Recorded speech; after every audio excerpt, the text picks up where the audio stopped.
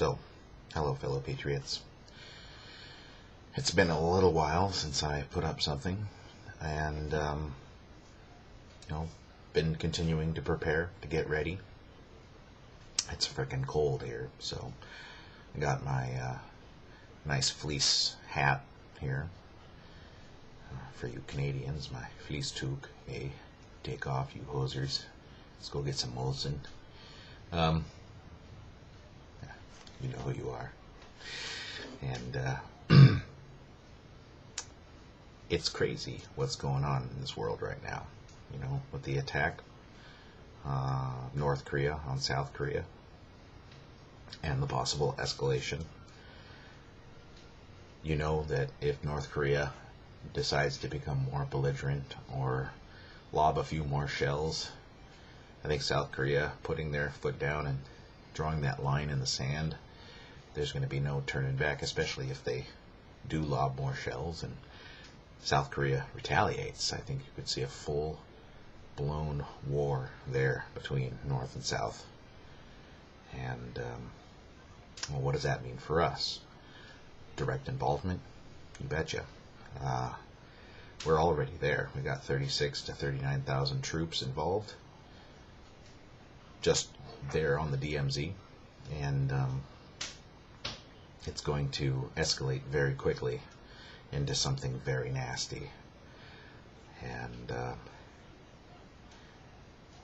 if North Korea feels like they are losing, I guarantee you that if they have the capability to lob a nuclear missile or a nuclear tipped anything into South Korea or Japan, they'll do it. And they'll do it just to spite everybody. They're pretty nuts over there. The people themselves are helpless victims of this regime in North Korea. But that being said, there's nothing they can do. They're weak from hunger, and they have been cowed and subjugated for so many years. They don't really know what to do. They're not a free people. They're sheep, kept sheep. And that's what a lot of people in this country are becoming, is kept sheep. You belong to a political faction in this country, whether it is the good old boy network of the GOP or the entire Democrat Party, because there is no good Democrat out there. They lie, they talk a good game, but when all is said and done, they lie. Most politicians do, but Democrats more than anybody else. We see some factions. There is some general hope that I have, at least, for the Republican Party. It doesn't come from the Republicans we may have in office now, but people like Ron Paul and Rand Paul. Well, maybe not Rand Paul as much as Ron Paul, although I hope that he was not being entirely forthcoming on his policy positions. And if he was, then I think we might be in trouble with him. But we need more Ron Pauls in this world. We need to convince the American people that democracy doesn't work, because once you start voting subjugation of your neighbors, it's all downhill from there. It's just a matter of when that tipping point will happen. When will that button be pushed? When will the line be crossed? When will it be too much? When does democracy become tyrannical? It doesn't happen right away, because people feel as if they are properly represented and that their opinions win sometimes and that their opinions lose sometimes. And that's how democracy works, they'll tell you. And they'll say, well, in our democracy, if you don't like what we're doing, you can always fire us and hire somebody else, and blah, blah, blah, blah, blah. They continue the lie that we are a democracy, and this is something that needs to stop. The action in Korea shows us what can happen when a nation of sheep allows its government to rule it with an iron fist. And this is happening here in the United States. I mean, yeah, there is an uproar over the TSA porn pictures or groping that's going on. And the TSA, don't get me started on that unconstitutional behemoth. But, the bigger these organizations get, these government bureaucracies, where not a single person in that bureaucracy or in any bureaucracy that we have is elected, this is where it goes wrong. And the fact that you cannot find any justification in the Constitution for this bureaucracy. I think, I've come to the conclusion that the Constitution is a contract. And if anybody knows or understands contract law, you know that you can't just go in there and willy-nilly interpret the contract any which way you want. And if you do, that the other party in that contract can take you to court and will very likely win, because what the contract says, it says. Now, what these people who want to destroy our society are trying to do is to make all contracts living and breathing documents, that they don't have the clout that they used to, that a person entering into a contract can say, well, I didn't know, I didn't fully understand because they tricked me, they lied to me.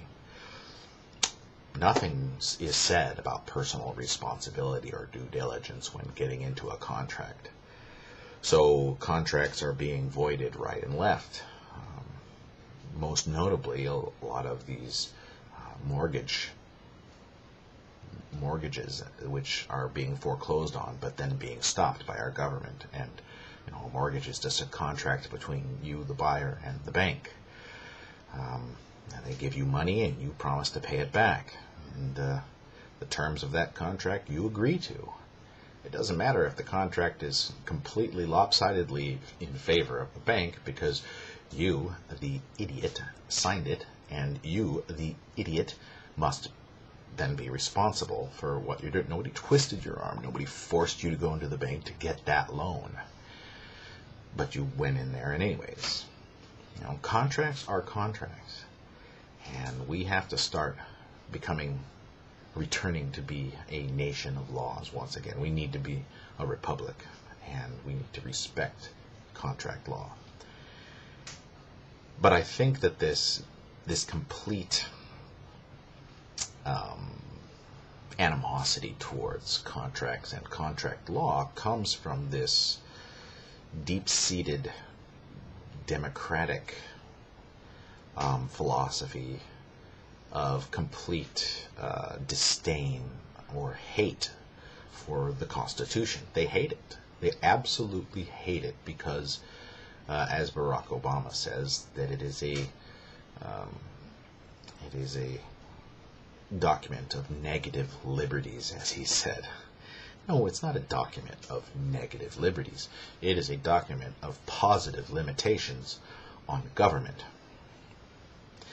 But, see, Barack Obama and the Democrats, they don't see that. They see this as a bad thing, not a good thing.